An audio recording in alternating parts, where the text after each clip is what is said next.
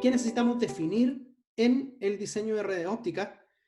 Primero, claramente siempre tenemos que trabajar sobre la base qué es lo que necesita el cliente respecto de, por ejemplo, su requerimiento de velocidad de transmisión de datos.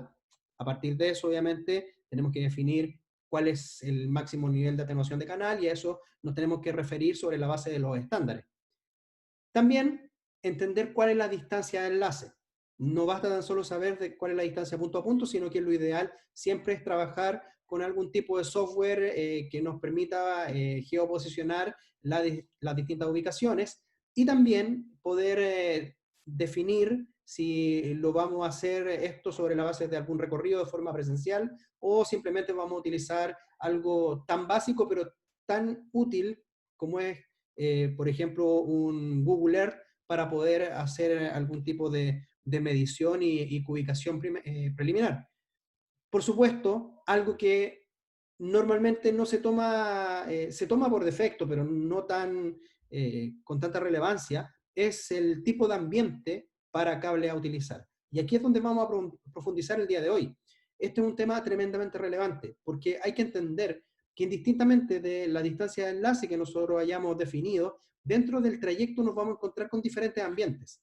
Y eso lo va a explicar Jennifer más adelante respecto precisamente de la diferencia de estos ambientes y qué cable es el que es capaz de cumplir sobre un ambiente o sobre uno o más ambientes. Pero recuerden algo, no es viable trabajar siempre con un único cable para todos los ambientes, puesto que obviamente los requerimientos de instalación siempre son diferentes y por lo tanto aquí sí se necesita bastante trabajo de diseño. Esta es una etapa que queremos dejar bien inculcado que no se debe tomar a la ligera. Por supuesto, también dentro del diseño es evaluar la cantidad de empalme estimado producto de esta distancia de enlace y los tipos de ambiente para cable a utilizar. Por lo tanto, sabiendo diferentes tipos de ambientes, vamos a tener distintos cortes de cable de fibra óptica y por lo tanto eso me va a dar también cuáles son los empalmes estimados, por lo menos sobre esa base.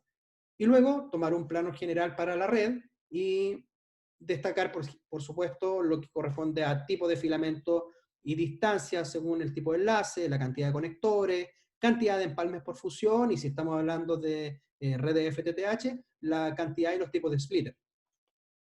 Teniendo todo esto en consideración, como les dije, nos vamos a enfocar en los tipos de ambientes para cable a utilizar. Esto dentro de una fase de diseño, donde tenemos que definir los ambientes y para los distintos ambientes tenemos dos grandes segmentaciones de cable. Tenemos los cables conocidos como type buffer y también los cables del tipo loose tube.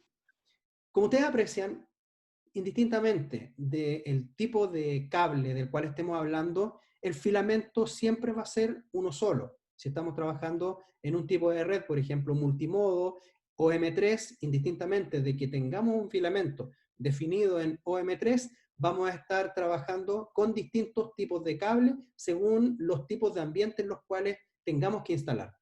Y esa etapa de diseño es en sí un trabajo muy importante porque de esto depende también cuál es la vida útil que va a tener la red. Normalmente los cables de fibra óptica están estimados, dependiendo de los tipos de fabricantes, entre 10, 20 o hasta 30 años de vida. Y eso es lo que podemos estimar en vida útil de la red si es que, lógicamente, hacemos de manera correcta este tipo de selección de cable. Un cable type buffer es el cable de fibra óptica de recubrimiento ajustado. Estos individualmente, cada fibra de este tipo de cable posee una protección plástica extrusionada directamente sobre ella hasta alcanzar un diámetro de 900 micrómetros.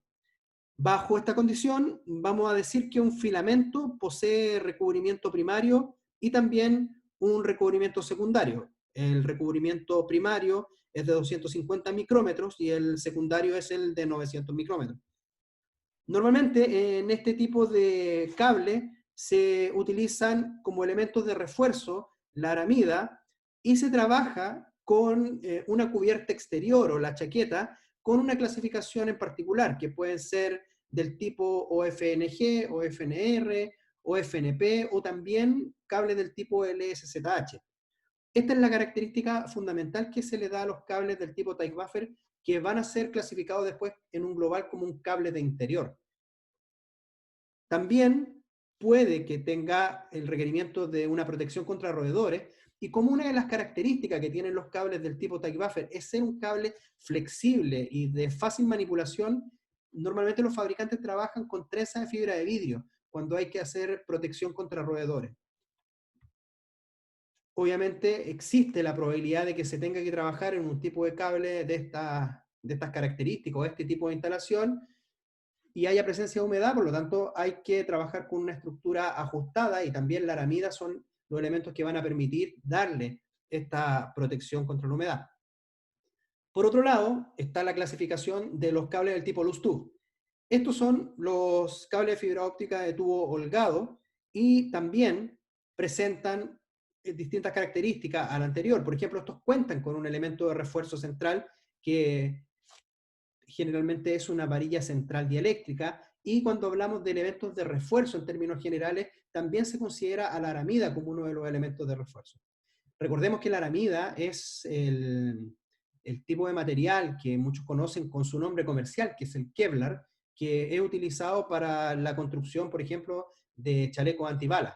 De hecho, hay cables incluso que se le llama cables que son balísticos, y obviamente precisamente por el tipo de protección que tienen este tipo de cables de fibra óptica. Tenemos también la cubierta exterior. Acá es diferente. En exterior no van a trabajar con protección contra el fuego, sino que se busca que tenga una protección potente, ya sea contra la radiación solar o bien contra la humedad. Y acá se busca un polietileno que sea resistente a los rayos ultravioleta.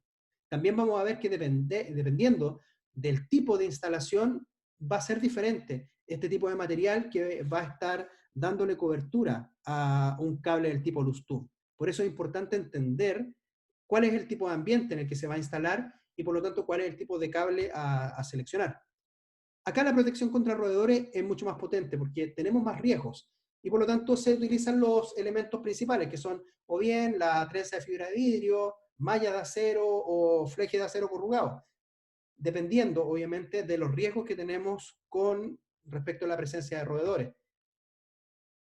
Y también, cuando hablamos de la protección contra la humedad adicional a la presencia de la aramida, acá lo importante es el gel tixotrópico, que es una gelatina que es derivada del petróleo, y esto lo que permite es que hayan distintos esfuerzos de cizalla que va a generar que cuando el cable sea sometido a un estrés, el gel tenga una distinta fluidez, lo que va a evitar de que exista un eventual traspaso de esos esfuerzos hacia los filamentos, y por lo tanto, obviamente le damos una mayor protección también desde el punto de vista mecánico al cable.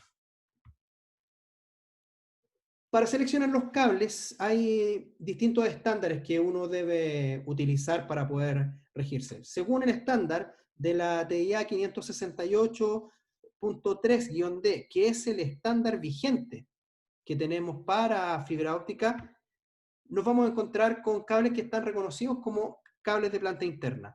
Los cables de fibra óptica dentro de la planta interna deben cumplir con requisitos de prueba y métodos de prueba de la TIA 472C000-B para su diseño de cable. Y esto es importante, ¿por qué? Porque a la larga los fabricantes toman estos estándares y lo que hacen es trabajar contra esta base de estándares, y luego generan todos los procesos internos para poder, a través de distintos laboratorios y muchas veces terceras partes, que hacen la acreditación de que estos cables efectivamente cumplen el estándar.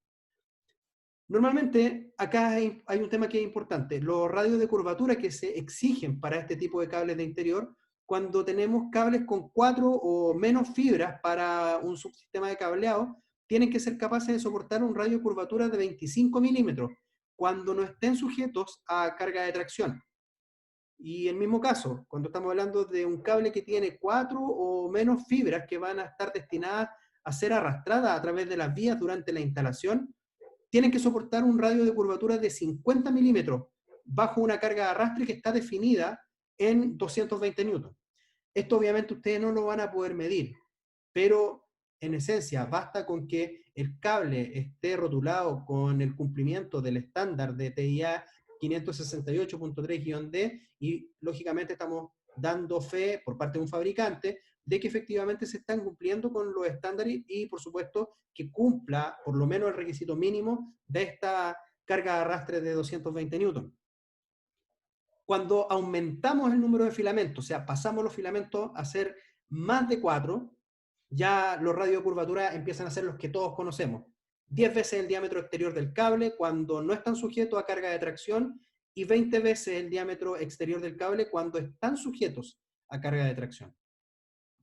También están definidos los cables como interior-exterior dentro del estándar. Y estos también se exige que cumpla el método de prueba que está definido en la TIA 472E000. Esto para el diseño del cable. Nuevamente, este es un tema que aplica para fabricantes. Se exige que el cable que sea reconocido como un cable con capacidades de instalación en interior y en exterior tenga una resistencia de tracción mínima de 2670 newton para cables que tengan más de 12 filamentos y una resistencia a la tracción de 1335 newton como mínimo para cables que sean de menos de 12 filamentos. También los radios de curvatura exigidos son los mismos que mencionamos anteriormente, 10 veces el diámetro exterior del cable cuando no esté sujeto a carga de tracción y 20 veces el diámetro exterior del cable cuando esté sujeto a carga de tracción. Los cables que se reconocen como planta externa tienen que cumplir también con requisitos de prueba que están en TIA 472D000-B, también para efectos del diseño, y esto es algo que es competencia directa de los fabricantes. También se exigen resistencias a la tracción mínima de 2670 newton para cables de planta externa. Los cables, entonces, en este caso, también deben cumplir con un requisito de radios de curvatura, 10 veces el diámetro exterior del cable cuando no esté sujeto a carga de tracción y 20 veces el diámetro exterior del cable cuando esté sujeto a una carga de tracción. Nos vamos a encontrar con los cables que son los cables drop o los cables de acometida. Estos también tienen que cumplir requisitos de prueba, que vuelvo a repetir, esto es netamente de cumplimiento de los fabricantes. Están especificados en la TIA 472F000 para efectos del diseño del cable. Se exige que un cable drop tenga una resistencia a la tracción mínima de 1335 newton para cables que están instalados y que se van a instalar desde el punto de vista de estar tirando del cable. Y se exige para este tipo de cables 440 newton para cables que van a ser enterrados directamente, que se van a colocar en zanja o cables que van a utilizarse dentro del proceso de fibra óptica soplada, vale decir que sean soplados en conducto. Este cable tiene que soportar un radio de curvatura de 10 veces el diámetro exterior del cable cuando no esté sujeto a carga de tracción y 20 veces el diámetro exterior del cable cuando esté sujeto a una carga de tracción. Cuando este cable no es circular, y que en algunos casos yo diría que es la gran mayoría con lo que nos vamos encontrando en el mercado, acá se debe determinar utilizando el eje menor como diámetro del cable y la curvatura en la dirección de la curva preferencial. Así es como se tiene que determinar en este caso estos de 10 veces y 20 veces el diámetro del cable, pero con respecto al eje menor del cable que se esté utilizando. Los cables se tienen que ir diseñando acorde al comportamiento que tengan ante el fuego. Uno de los estándares que más se cita normalmente, sobre todo en distintos ambientes en que se requiere trabajar con cables que estén certificados, son clasificaciones de NEC, que es el Código Eléctrico Nacional de Estados Unidos. Hay países en Latinoamérica que tienen sus respectivos códigos, otros que no los tienen, específicamente hablando de cables de fibra óptica, pero en Estados Unidos hablan de cable en general y obviamente también tienen sus respectivos apartados dentro del Código Eléctrico Nacional para cables de fibra óptica.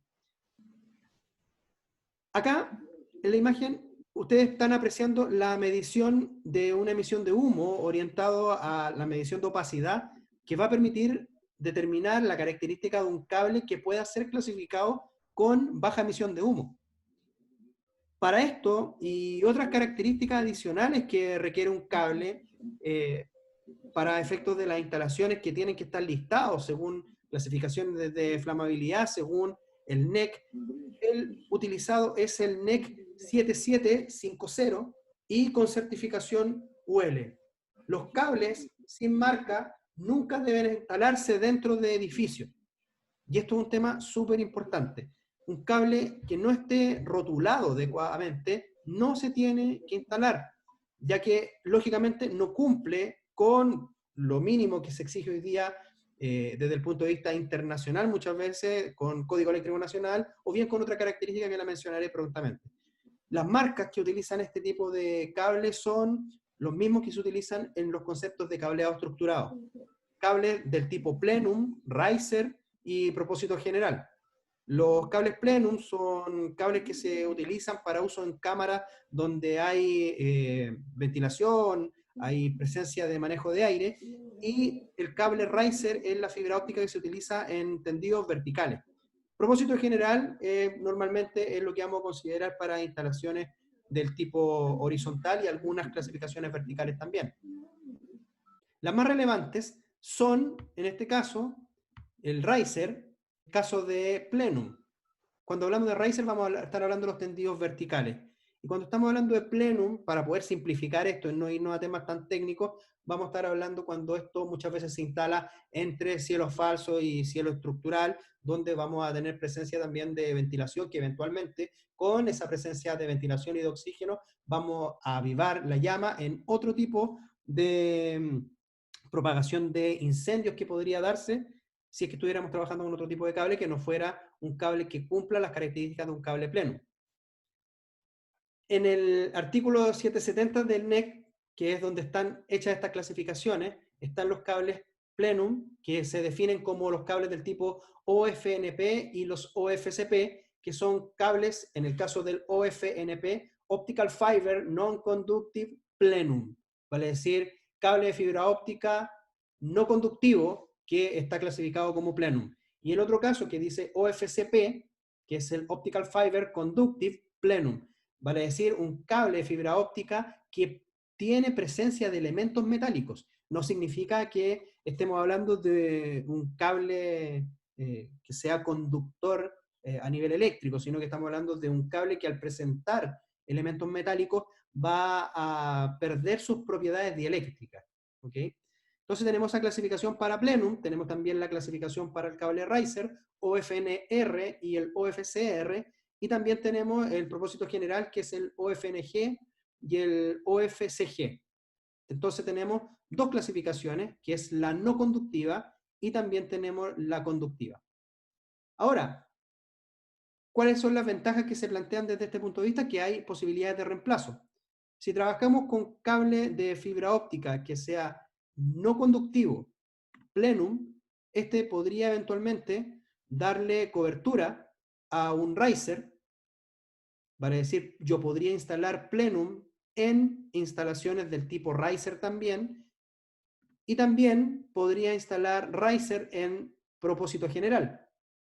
Y a la vez Plenum también, por defecto o por efectos de transitividad, podría instalarse en propósito general. Cuando hablamos de cable de fibra óptica conductivo, que son los OFC, y los OFC, ya sea Plenum, Riser o propósito general, también tienen el mismo tipo de cobertura. Un conductivo Plenum puede reemplazar a un conductivo Riser, un conductivo Riser a un conductivo de propósito general, o un conductivo Plenum puede reemplazar a uno de propósito general. Y del mismo modo, un no conductivo Plenum reemplaza también al conductivo en Plenum.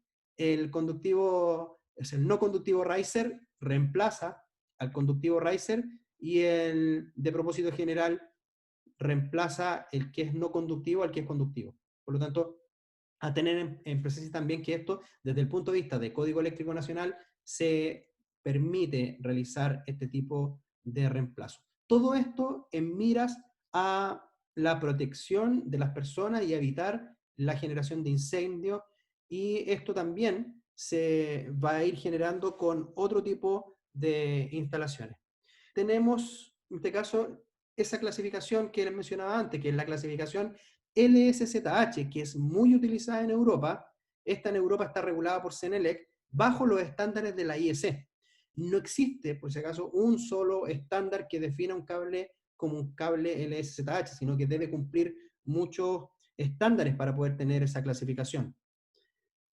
Si bien un cable LSZH no es un estándar en equivalencia con los métodos de prueba que acabo de mencionar anteriormente, porque para clasificar un cable como plenum, riser o propósito general, tiene que cumplir un set de pruebas que se da por parte de Underwriter Laboratories. Eso es importante que entiendan que todas las clasificaciones se cumplen desde el punto de vista de las medidas de seguridad contra el fuego. Ahora le voy a dar el pase a Jennifer Sepúlveda, que va a ser la segunda parte de este webinar y va a poder mencionar y aterrizar algunos aspectos que he planteado para efectos también de completar este ciclo de cuáles son los elementos que tienen que considerar para el diseño de cable de fibra óptica. Esto es muy importante, como les digo, dentro de los aspectos del proceso de diseño en general. Bien, Jennifer, te doy el pase entonces para que puedas comenzar. Hola a todos, buenas tardes, muchas gracias por la presentación. Mi nombre es Jennifer Sepúlveda, en la parte inferior derecha les dejo mi correo para que en caso que quede alguna duda al finalizar esta presentación la puedan hacer llegar, no tengo problema en responder. Y bueno, yo trabajo en Optral, una fábrica de fibra óptica de cables de alta prestación. Y bueno, el día de hoy les voy a presentar lo que es una selección de cables de fibra óptica para diseño e instalación de redes. ¿Ya? Primero que todo, bueno, gracias por la presentación de Rodolfo. Igual acá tengo una pequeña introducción a lo que es la fibra óptica para los que igual se vienen recién integrando. Bueno, la fibra óptica es un medio dieléctrico transparente que permite el paso de la luz de un extremo a otro con mínimas pérdidas. Si se dan cuenta, es una definición bastante puntual y precisa, muy fácil incluso de hasta recordar. Pero existen distintos tipos de fibra óptica, que es lo que vamos a revisar a continuación. Uno de los primeros parámetros que hay que considerar al realizar una red es qué tipo de fibra vamos a utilizar en el interior de nuestro cable. Para eso vamos a ver este recuadro blanco en el que se aprecian tres tipos de filamentos cortados de forma transversal, en donde lo amarillo es el núcleo y lo gris es el revestimiento. Desde lo más antiguo a lo más actual en relación a telecomunicaciones, encontramos el cable multimodo OM1 con un núcleo de 62.5 micrones y con un revestimiento de 125 micrones. Luego, con el paso del tiempo, esta fibra OM1 se optimizó y se logró construir un núcleo más pequeño de 50 micrones que transmitía la luz de una mejor manera, haciendo que los haces, los multimodos que se envían a través del núcleo, se vayan uniendo cada cierto tiempo y lleguen de forma más ordenada al exterior, o sea, al extremo del enlace. ¿Ya? Luego tenemos la fibra monomodo, que tiene un núcleo de 9 micrones, que en realidad es de 9 a 10 micrones, con un revestimiento de 125 micrones. ¿Ya? La diferencia entre estos tres tipos de fibra, obviamente, aparte del tamaño del núcleo, es la forma que se envía. La última, monomodo, es un solo haz de luz que se envía a través del núcleo. ¿Ya? La diferencia entre núcleo y revestimiento es el índice de refracción. Ambos son de silicio de vidrio, por lo tanto, ambos podrían transmitir la luz, pero la luz solo viaja a través del núcleo gracias al índice de refracción que nos da el ángulo de incidencia de los múltiples modos o del monomodo que viaja a través del núcleo. Bueno, también se me estaba quedando en el tintero el filamento de 200 micrones de núcleo y 230 de revestimiento, que puede ser un HCS o un PCS, que lo vamos a ver más adelante. Entonces, una vez que ya se tiene definido qué tipo de fibra se va a utilizar en el interior del cable, necesitamos saber la longitud de onda, lo que también nos va a indicar la atenuación de este filamento. y también el ancho de banda, que es la capacidad de transmisión que va a tener nuestro enlace, y esto se mide en megahertz por kilómetro. Y en multimodo depende solo de la distancia, y en monomodo depende de la distancia y de la dispersión. Bueno, viendo los distintos tipos de fibra, el primero y el más antiguo que se diseñó es la fibra plástica, como en la que se ve en la imagen. Es económica, fácil de manipular. Esta fibra no cuenta con un núcleo y un revestimiento, es solo una fibra plástica. No se necesitan herramientas ni conocimientos especiales, por ejemplo, para ponerle un tipo de conector como el que se ve en la parte inferior. Conectorización muy rápida y además alcanza distancia de hasta 80 metros. Aquí en manera más HD se puede ver un cable de esta fibra plástica. Comúnmente se utiliza de una o varias fibras protegidas por capas de polietileno o con refuerzos de aramida, también con cubiertas exteriores de materiales termoplásticos como lo puede ser un LSZH. También existen fibras extra flexibles, ¿ya? Y también son protegidas con materiales, como lo dije anteriormente, altamente flexibles y resistentes a la fatiga.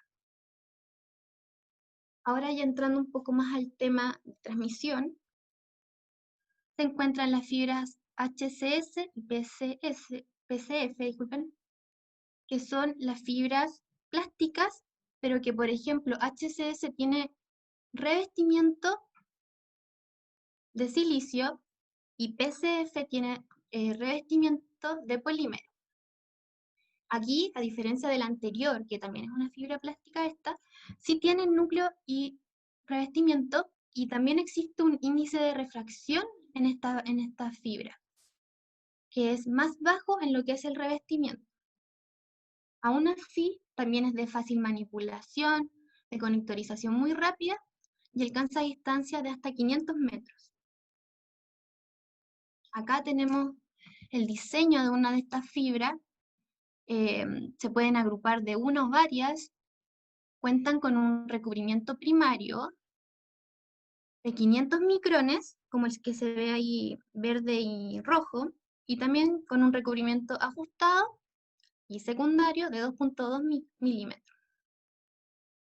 Bueno, al alcanzar distancias de hasta 500 metros, tiene una atenuación inferior a los 6 dB por kilómetro. Por lo tanto, se utilizan comúnmente para controles industriales, sistemas de iluminación, sensores. Por ejemplo, el webinar anterior fue Optral Solutions. Ahí se utilizan algunas de estas fibras para sensar. Ya, y bueno, también para transmisión de datos, videos a cortas distancias. Ahora, entrando a lo que es la fibra de silicio, podemos encontrar la fibra multimodo, que tiene una gran capacidad de ancho de banda, alcanza distancia de hasta 10 kilómetros o más, dependiendo de cuánto ustedes necesitan transmitir. Como mencioné antes, se encuentra en núcleos de 50 y de 62.5 micrones, con un revestimiento de 125 micrones, que es el estándar para multimodo y monomodo.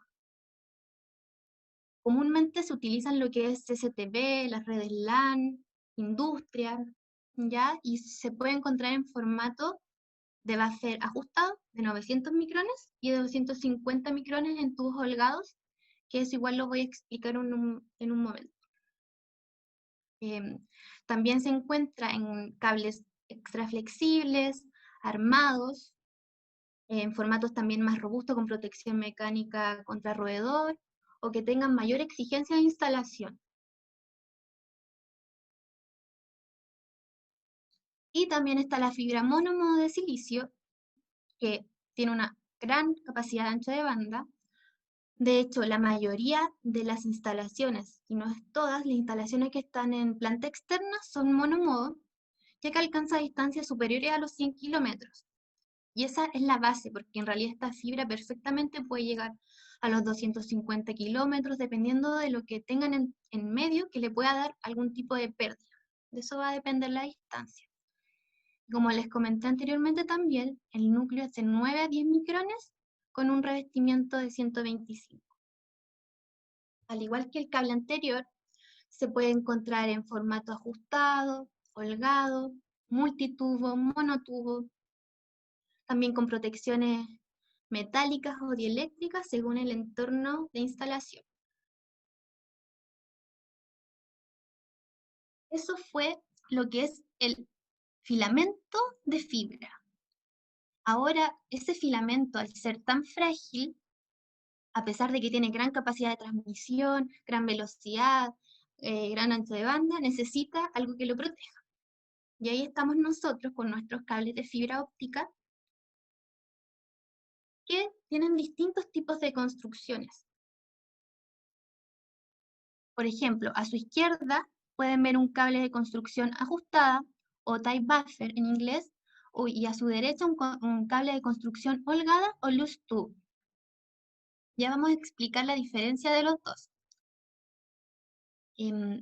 Ambos, eso sí, tienen las mismas características, la misma estructura, si se pueden fijar, las mismas cubiertas, ambos tienen armadura, cubierta interior, elementos de protección, buffer y fibra. También un poco apoyando lo que comentó Rodolfo anteriormente, tienen distintas construcciones. El cable ajustado, como se pueden fijar acá en este corte transversal que se le ha hecho, lo rojo es el núcleo. Después viene el revestimiento y el recubrimiento primario de 250 micrones. Pero adicionalmente este tipo de construcción ajustada tiene un recubrimiento secundario de 900 micrones, lo que lo hace bastante bueno porque tiene conectorización directa, es decir, ustedes podrían perfectamente conectar algún tipo de conector SC, LC, ST, FC directamente a este tipo de construcción. Es totalmente libre de gel y tiene una excelente protección mecánica. Y comúnmente se utiliza para entornos de interior. Acá, un poco en mejor calidad, se puede ver un cable, una construcción de un cable tie buffer. Acá se puede ver su revestimiento secundario, que vienen pintados con la normativa de la TIA 568, dependiendo de lo que ustedes necesiten, algún tipo de normativa especial, también de la ISO, y se puede revisar. Y este es el tipo de construcción holgada. Si se fijan, el corte transversal se ve el núcleo, revestimiento, recubrimiento primario de 250 micrones. Acá no existe un recubrimiento secundario. Por lo tanto, esta fibra es mucho más delgadita que la anterior, casi 4 veces más delgada. Entonces, comúnmente esta instalación de un cable holgado se utiliza cuando hay gran concentración de fibras. Se dice que tiene una conectorización delicada, ya que no se puede conectar directo a un conector, sino que se tiene que hacer por medio de fusión. Esta construcción de cables puede contener gel, en su mayoría se conocen los cables holgados con gel, pero también existen cables holgados sin gel. Un pequeño problema o que se produce al utilizar un cable holgado con gel es la migración axial, ya que estos cables están, todo el sector en gris que se ve en el corte transversal, se rellena a un 85% con gel. Por lo tanto, muchas veces, por efecto de la gravedad, el gel tiende a asentarse, entonces deja espacio vacío en el tubo, ya sea por filtración o condensación, y esos espacios pueden provocar presencia de agua, por ejemplo. Entonces, idealmente, no se recomienda más de 6 a 7 metros instalar este tipo de cables de forma vertical. Comúnmente se utilizan más de forma horizontal. Los cables dry, secos, tienen mayor cantidad de fibra de vidrio en su construcción, y esa fibra de vidrio comúnmente absorbe 9 veces el tamaño en agua. Por lo tanto, ahí ya no necesitan el gel como bloqueo de antihumedad. Acá se ve en mejor calidad los filamentos dentro de un buffer. Por lo tanto, si se fijan, no podríamos construir un cable, o sería muy poco conveniente y muy costoso y muy complicado para las máquinas que construyen los cables, hacer un cable de 144 filamentos, por ejemplo, en type buffer. En cambio, acá se podría hacer en un diámetro muy reducido, flexible, en un cable loose tube.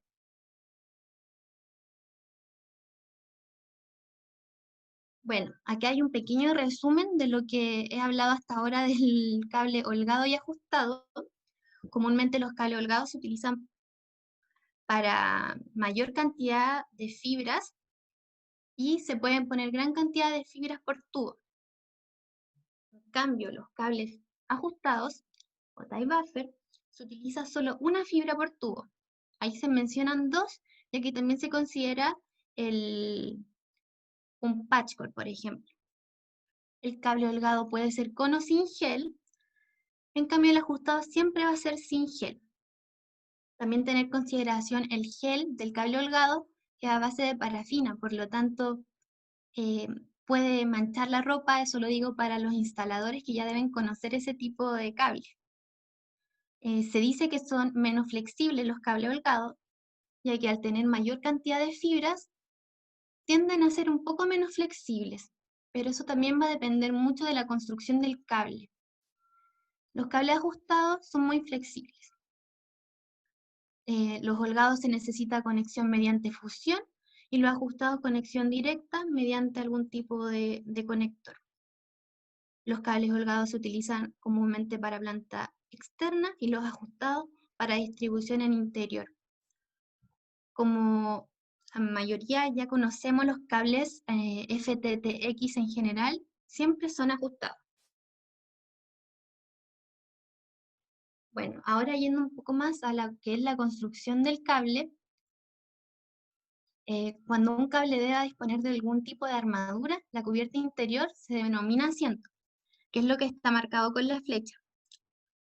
Esta puede ser de polietileno para entornos exteriores, es muy resistente a la humedad y a los rayos UV, y además humos no corrosivos en caso de incendio. También puede ser el SZH, que es un material, es una poliolefina, un material libre de halógenos para interiores, que no propaga llama y también puede contener aditivos contra UV.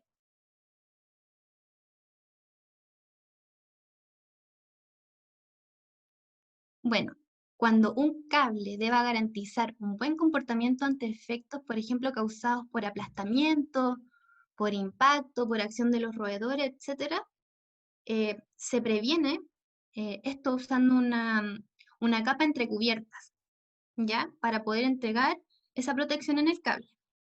Y nosotros en Optal tenemos distintos tipos de armaduras que pueden ser dieléctricas o metálicas.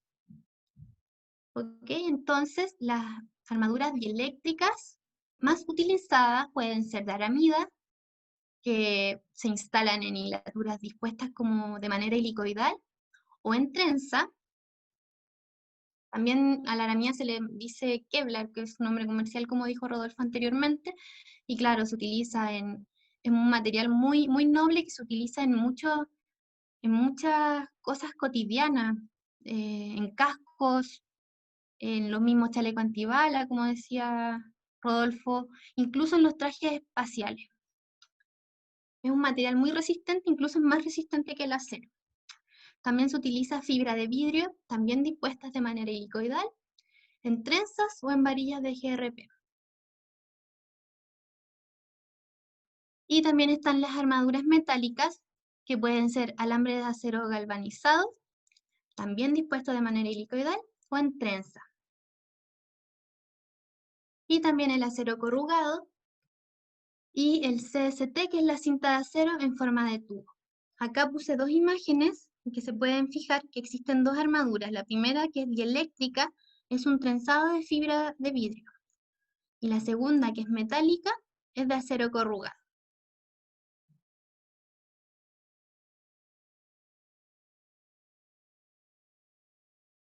Acá pueden ver distintos tipos de cables armados de manera dieléctrica, del más, entre comillas, simple a los más complejos, ¿ya? Como mencioné anteriormente, por ejemplo, en la primera imagen, desde la izquierda a la derecha, eh, hay un cable que tiene hilaturas de fibra de vidrio. Estas son las que yo comentaba que pueden ser capaces de absorber hasta 9 veces su tamaño en agua. Además, por ejemplo, el trenzado de fibra de vidrio que ya se ve en la segunda imagen de izquierda a derecha, son capaces de mantener casi íntegras las características de flexibilidad del cable. También evitan deformaciones en caso de aplastamiento.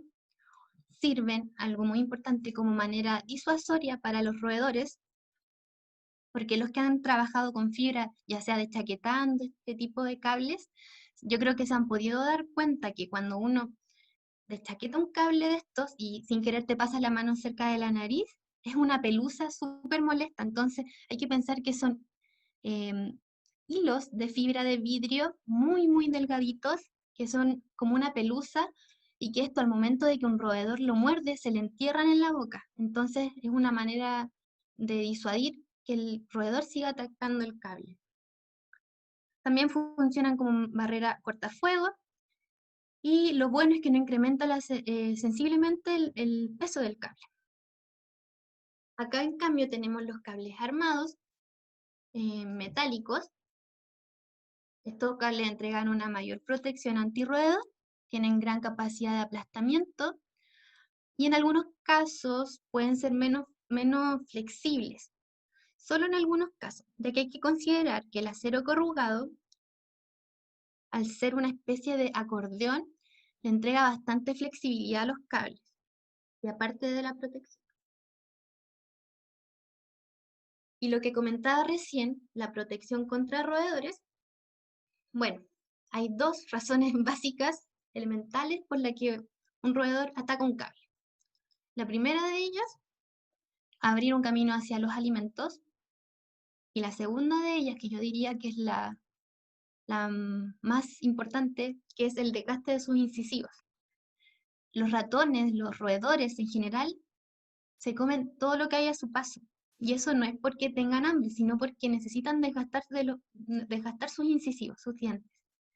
Entonces nosotros, como manera disuasoria, hemos creado estos dos tipos de armadura, porque esto puede provocar rotura de la fibra o entrada de humedad en el cable, lo cual tampoco es bueno y podría también dañar el enlace.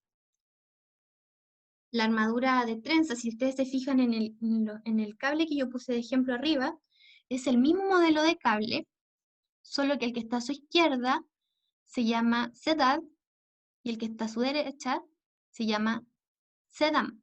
Uno es porque su protección es fibra de vidrio trenzada y la otra es trenza de acero. Entonces ahí se puede ver la diferencia y la capacidad que tiene para ser antirroedor. También se recomienda que un cable, para que tenga una buena protección antirroedor, sea de doble cubierta.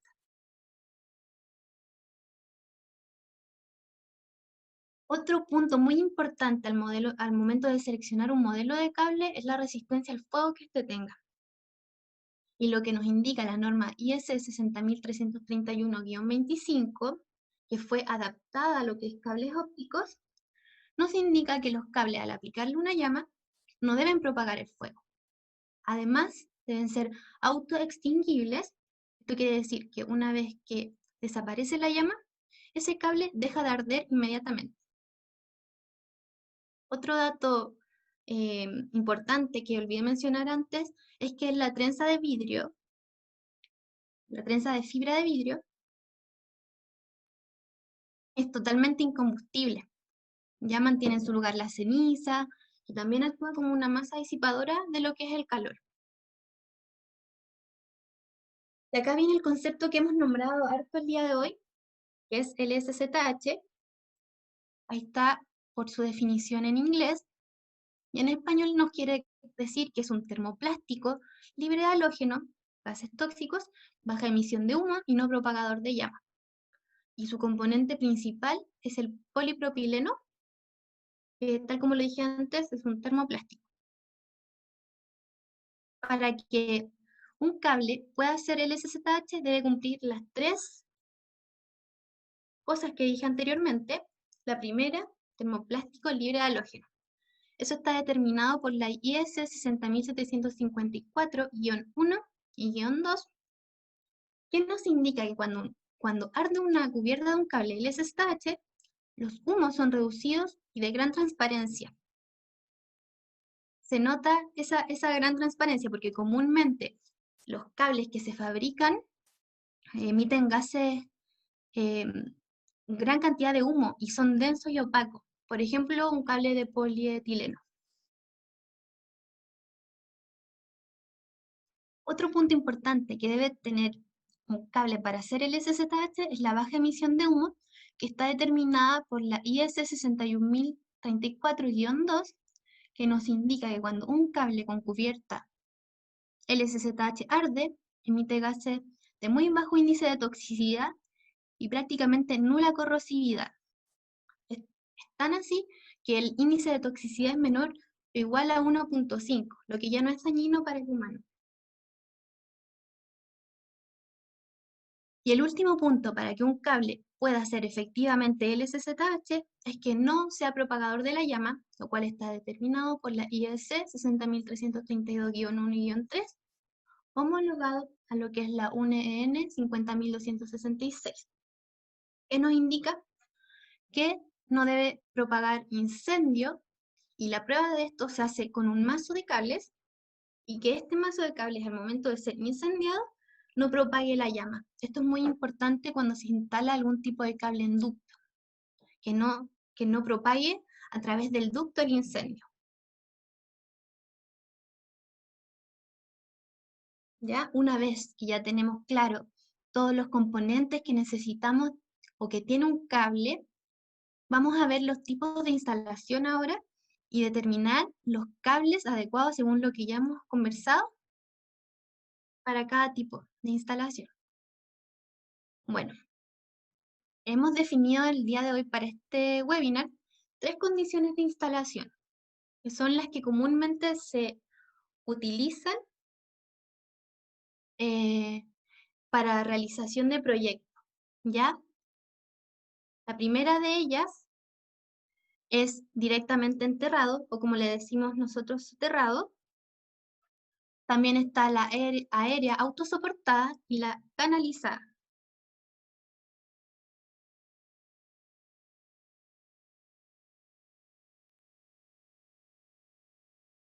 Bueno, la directamente enterrada necesita cumplir o necesitamos tener en consideración 4 puntos muy importantes. El primero de ellos es el aplastamiento. ¿Por qué? Porque un cable que va a estar directamente enterrado en una canalización, en una zanja hecha en la tierra, necesita resistir el aplastamiento que viene de la parte superior del suelo. Por lo tanto, se recomienda instalación de cables sobre los 2000 newton para que sean idóneos para lo que es el soterrado, el directamente enterrado. Tenemos que considerar que un newton equivale a 0,101 kilogramos fuerza. Por lo tanto, por ejemplo, un cable de 2500 newton de aplastamiento que resiste ese aplastamiento va a resistir casi 255 kilogramos fuerza sobre él, sin problema. El segundo punto importante para un cable que va a ser directamente enterrado es el tipo de cubierta exterior. Este tipo de cubierta necesita ser de polietileno o de algún material de alta densidad y comúnmente tiene que ser doble cubierta, como los que mostré anteriormente. ¿Por qué polietileno de alta densidad y no LSZH, por ejemplo? El material LSZH es muy poroso, por lo tanto lo hace más blando, más frágil. En cambio, un cable de polietileno, al ser enterrado directamente, si llegara a pasar cerca una piedra, una roca, no va a sufrir gran daño en la cubierta exterior. Entonces así se mantiene íntegro el cable. Otro punto importante es que el cable sea antihumedad. En esta imagen hay varios ductos pero hay un solo cable en color naranjo anaranjado que está instalado soterrado. No es lo mismo una instalación en un ducto enterrado que un cable directamente enterrado. ¿Ya? Son distintos tipos de instalación. Necesita ser antihumedad, por lo mismo se utilizan cables Luz-Tube con gel y que además tengan hilatura de fibra de vidrio o water blocking. Bueno, y también, por último, para este tipo de instalación se debe considerar el tipo de soporte. Con esto nos referimos a la armadura. Comúnmente se aconseja que sean cables dieléctricos, pero esto va a depender netamente de dónde va a ser instalado. Por ejemplo, si se instala, no sé, en una planta eléctrica, obviamente vamos a necesitar cables totalmente dieléctricos que no sean capaces de transmitir, porque muchas veces incluso hasta la tierra puede tener materiales conductores. Pero si necesitan, no sé, instalar un cable directamente enterrado en un entorno en el que pueda existir algún tipo de roedor, claro, ahí sí se tendría que instalar algún cable con una armadura metálica. Pero como les digo, eso va a depender netamente de dónde va a ser instalado. Bueno, nuestros modelos ideales para este tipo de instalación son los que ustedes ven en pantalla. PDP, DPDP y DCP. Ustedes me dicen, qué son esas letras? ¿Qué son esas letras que tú me comentas? Bueno, nosotros definimos la estructura de un cable Luz-Tube con un pequeño, tiene un pequeño, las letras tienen su propia característica. Por ejemplo, en el primer caso, considerando de adentro hacia afuera, la primera capa es de polietileno, la segunda es dieléctrica, de armadura de fibra de vidrio, y la tercera es polietileno. Lo mismo acá y lo mismo acá, solo que acá primero tiene una capa dieléctrica, la D, una capa de acero corrugado, que es la S, y por fuera es de cubierta de polietileno. Estos son nuestros 3 modelos ideales para lo que es instalación directamente enterrado. Ahora, otra de las instalaciones que existen es la autosoportada. Este tipo de instalación, para este tipo de instalación se podría hacer una presentación solo de ella incluso, porque hay muchos parámetros que se necesitan definir para definir un modelo ADCS para este tipo de instalación. Así que acá traté de hacer como un pequeño resumen de los puntos más importantes a considerar. ¿Ya? Bueno, el primero de ellos es el vano.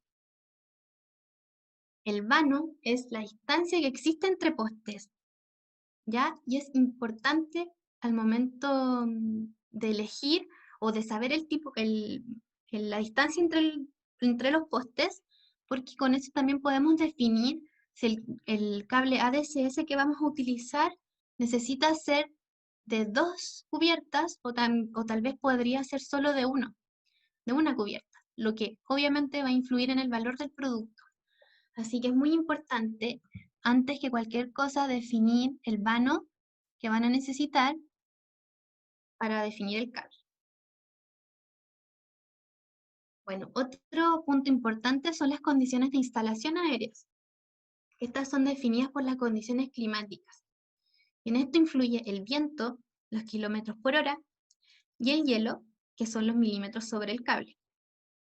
Esto nos indica si el NESC, que es el Código Nacional de Seguridad Eléctrica, va a ser liviano o medio. Estos son parámetros establecidos y nos indica la fuerza de tracción y hundimiento que podemos aplicar a ese cable.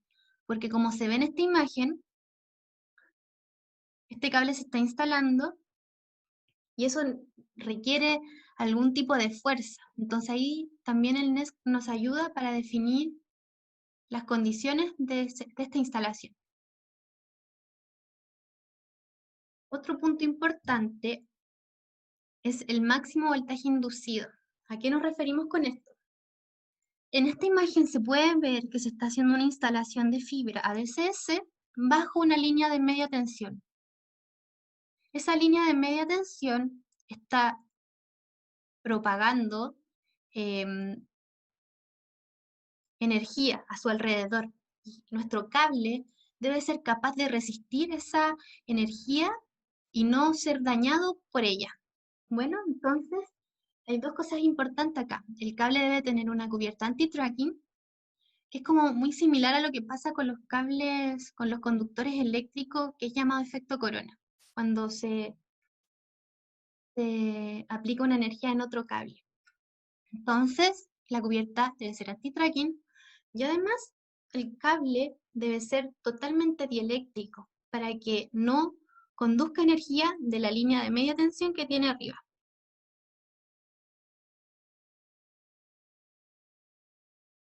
Otro de los puntos importantes para una instalación autosoportada es que el cable sea antihumedad.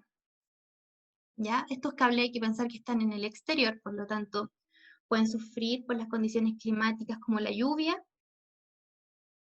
por lo tanto, siempre deben tener gel. Yo he visto cables que dicen que son para poste, para planta externa, que son sin gel. Pero el gel no es solo que le dé antihumedad al cable, sino que también ayuda a la tracción y a soportar vanos mayores. Entonces, el cable que vayan a instalar en poste debe ser loose tube y con gel siempre.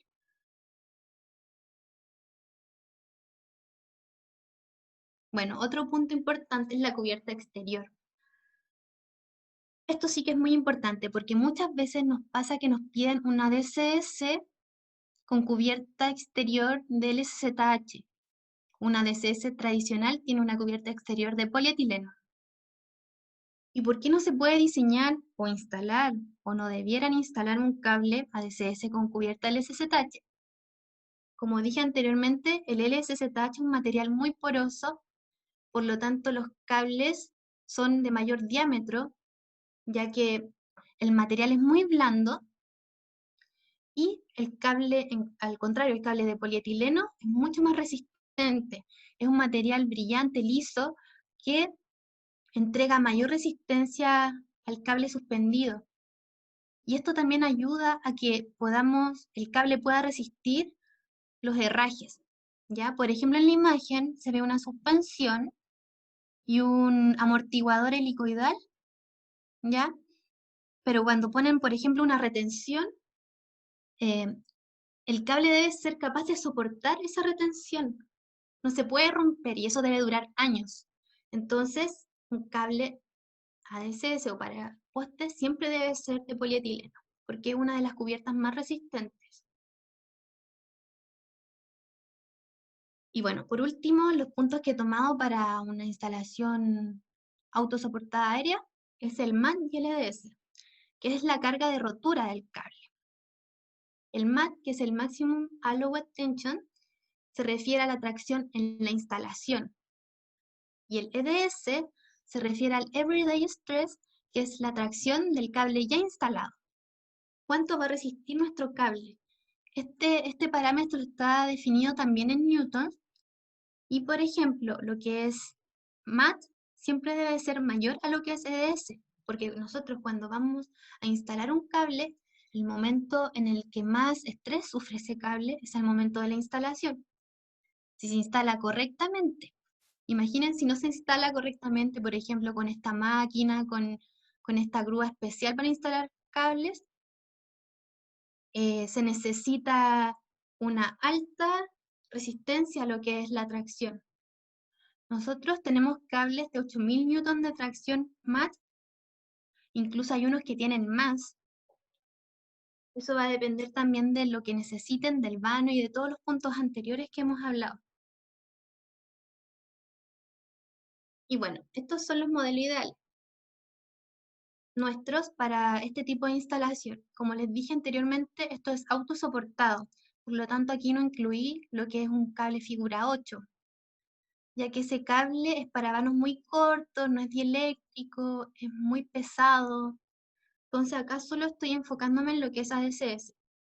Ustedes pueden fijarse que aquí puse dos tipos de ADCS. el que es de chaqueta simple de una cubierta, que puede ser para vanos cortos, y el de doble cubierta, que es para vanos mayores, ¿ya?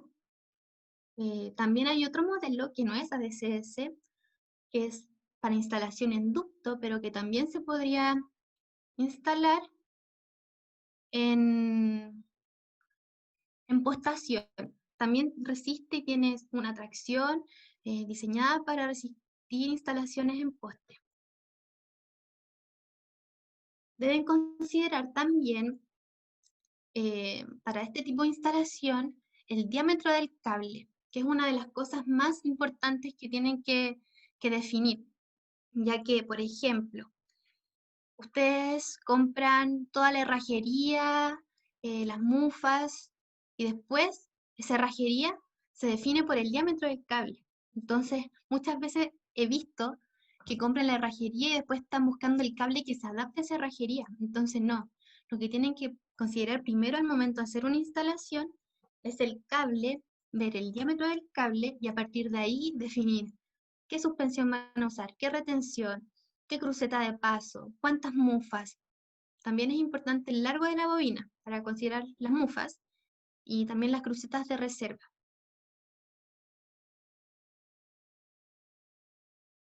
Bueno, y el último ya tipo de instalación es la canalizada, que puede ser canalizada en ducto, en escalerilla, bajo tierra en ducto, que es como la imagen que vimos recién, que no es directamente enterrada, pero sí en ducto. Y esto puede ser interior o exterior. ¿Ya? Para interior se utilizan cables siempre, sí o sí, con el SZH, y para exterior pueden ser cables de polietileno.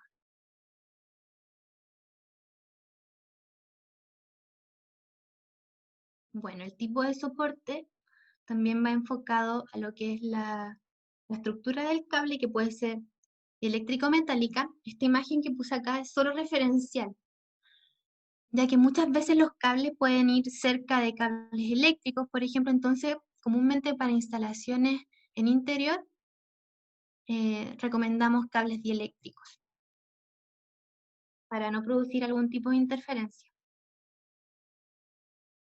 La cubierta exterior debe ser resistente a la fricción y a la tracción.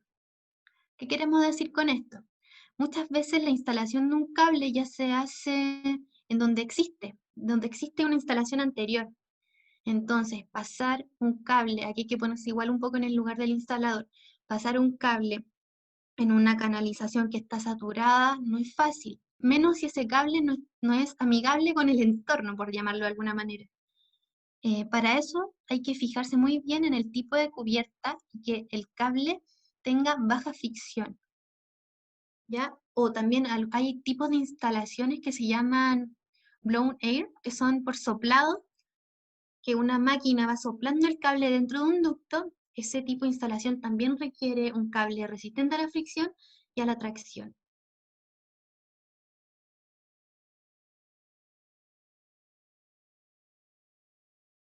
Bueno, y por último, el último punto de este tipo de instalación es la cubierta que va a tener el cable. Porque yo puedo decir, voy a instalar un cable en tipo de instalación interior, pero no es lo mismo una instalación interior en una oficina que en un túnel de una minera, que sigue siendo interior. Por lo tanto, la cubierta en este caso es muy importante. Para una instalación en una oficina, una cubierta de media densidad bastaría, pero para un entorno agresivo se necesita sí o sí una cubierta exterior de alta densidad. Bueno, y acá hay muchos modelos que podrían ser utilizados en este tipo de instalación. Solo puse dos imágenes porque si no hubiera llenado la pantalla. Y bueno, el primero de ellos para instalación interior es el CDG, que es un cable dieléctrico de uso general. Puede ser utilizado en interior o en exterior. Y el CDI, que es un cable dieléctrico de interior. ¿Ya? También existen cables flexibles para ductos ideados para eso. Y ya para exterior tenemos lo que es la familia Nexo o Tenax y también la familia de los cables DP. que pueden ser de polietileno en la cubierta exterior o con cubierta exterior del SZH, dependiendo la instalación, el tipo de instalación. Bueno, y para resumir un poco todo lo que les he explicado hasta ahora, los invito a que ingresen ahora en este momento a www.optral.com. Yo les voy a compartir lo que yo estoy viendo. En nuestra página, en optral.com, pueden definir el cable que van a necesitar. Por ejemplo, en producto pueden ver cable ajustado y holgado, o pueden definir por el mercado en el que ustedes trabajan. Por ejemplo, data center. Ingresan a data center y van a ver todos los modelos que se les sugieren para este tipo de instalación en data center. Ahora, algo mucho más didáctico, que a mí me gusta mucho y basé la presentación en esto, es nuestro catálogo inteligente.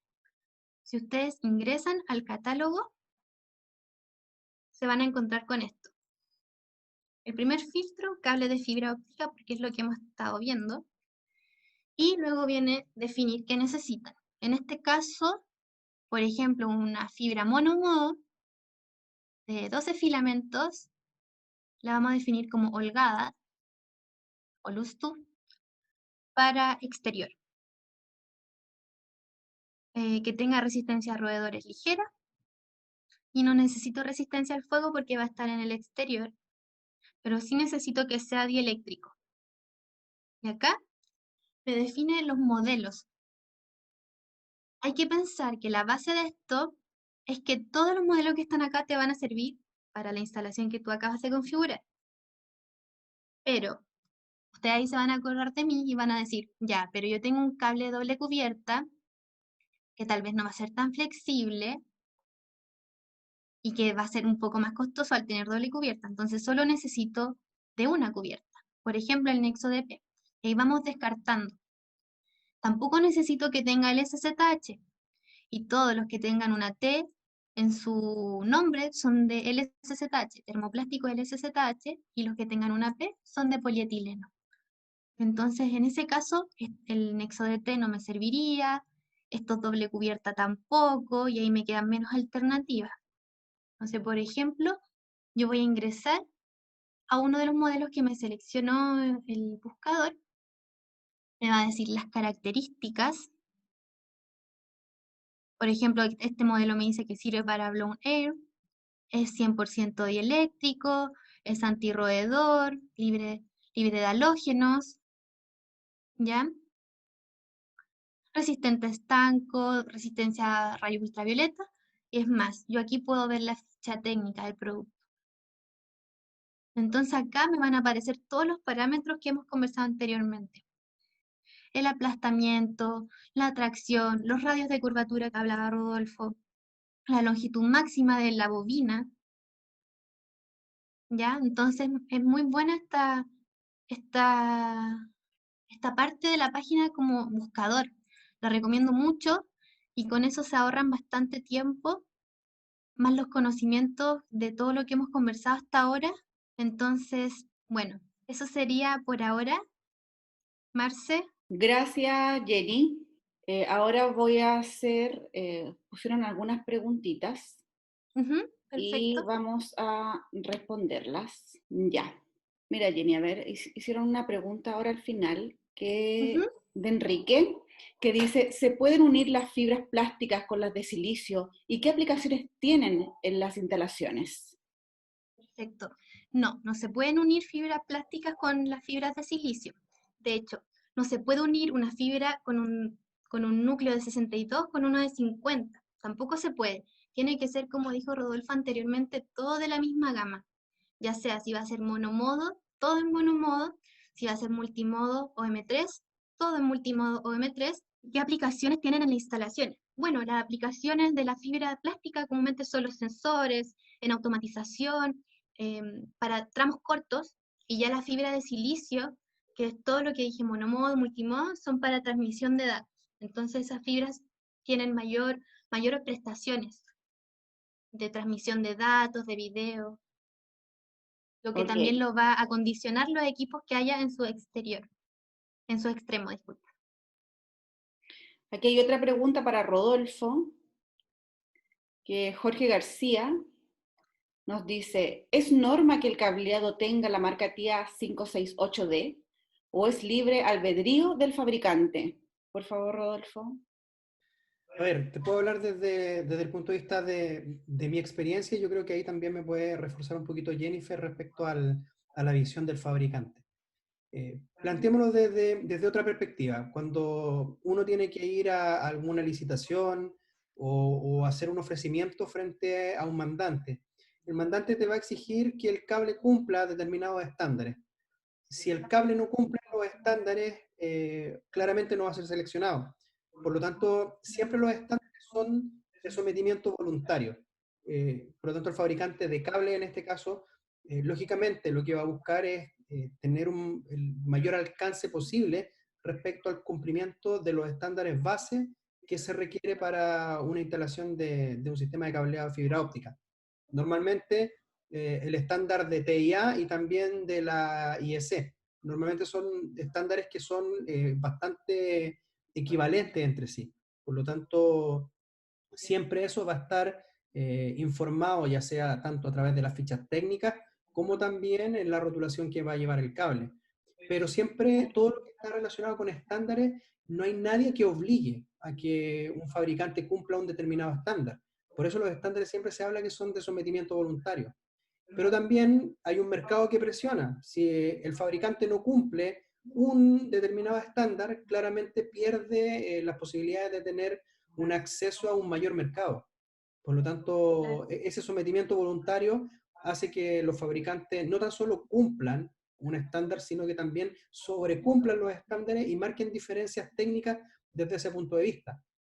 Nosotros en lo personal conocemos ya a Optral, por ejemplo, hace muchísimos años, trabajamos con la marca, y nosotros también en los laboratorios nuestros utilizamos cables de fibra óptica Optral, y claramente es un cable que trabaja en el sobrecumplimiento de estándares, y también eso ha hecho que en el mercado tenga un mejor posicionamiento. Eh, es es una fábrica que está especializada en tipos de cable. Por lo tanto, más allá del cumplimiento base, siempre van a ir también por el sobrecumplimiento de los estándares. Gracias, Rodolfo. Y acá, quien responde dice, ¿qué es la curva preferencial? Ah, perfecto. Eso lo mencioné yo respecto de los cables drop. La curva preferencial es básicamente hacia dónde vamos a dar vuelta el cable. Y normalmente siempre si el cable tiene una geometría que no es cilíndrica, sino que tiende a ser más plano porque tiene eventualmente algunos mensajeros que pueden ser plásticos o metálicos, la curva va hacia el sector más plano. Entonces, sobre la base del más delgado es sobre lo que se contabilizan las curvas. Pero hay que considerar también que si bien eso es una exigencia para efecto del cable, también este tipo de cable en su interior cuentan con fibras del tipo G657 en las versiones A o en la versión B. Por lo tanto, eso también hace de que cables que no tan solo sean G652D, por ejemplo, que son perfectamente empalmables con G657A, tenga que cumplir, además de este requerimiento que se plantea para los cables de acometida, normalmente uno va a tener más tolerancia incluso con los del tipo G657. Ok, mira, fueron un poquito, creo que la gente quedó bastante clara con la presentación. Así que ahora le doy el pase a Julie para que ya termine nuestra presentación. Y bueno, nada, muchísimas gracias a todos los que participaron en el webinar. Espero que haya sido de su agrado. Y también muchísimas gracias a los conferencistas. Gracias a ustedes por el tiempo que se dan igual por ingresar, y esperamos que haya sido de su agrado y que hayan podido aprender o reforzar conocimientos. Así que muchas gracias por la invitación. De nada, Jenny. Un gusto tenerte en esta presentación. Rodolfo, ¿algunas palabras? Sí, bueno, agradecerle a los participantes y a la gente que está presente en este momento. La verdad es que vamos a seguir con esta dinámica de los webinars que nos han solicitado bastante y que ha tenido buena recepción. Y bueno, agradecer también a Optral principalmente por la participación conjunta en este webinar, y por supuesto a Jennifer, que la verdad que para mí en lo personal es un orgullo poder estar en este webinar con ella, compartiendo aquí pantalla y verla tan robusta en sus conocimientos como siempre. Así que muchas gracias, Jennifer, y bueno, los esperamos a todos en los próximos webinars. Los dejo invitados también. Mañana tenemos una participación en una conferencia que se hace a partir de una iniciativa del Consejo Chileno de la Tecnología, la Información y Comunicaciones, en las cuales voy a estar como panelista representando a Chile. Hay conferencistas también de Colombia y de México, y vamos a hablar precisamente sobre los conceptos de brecha digital. Por lo tanto, quienes estén interesados, están cordialmente invitados, ya tienen los datos de contacto nuestros, tanto a través de Marcela o de Julie, y si quieren participar es mañana a las 6 de la tarde. Bueno, los datos se los podemos dar por interno, así que nuevamente me despido. Muchísimas gracias a todos por su presencia.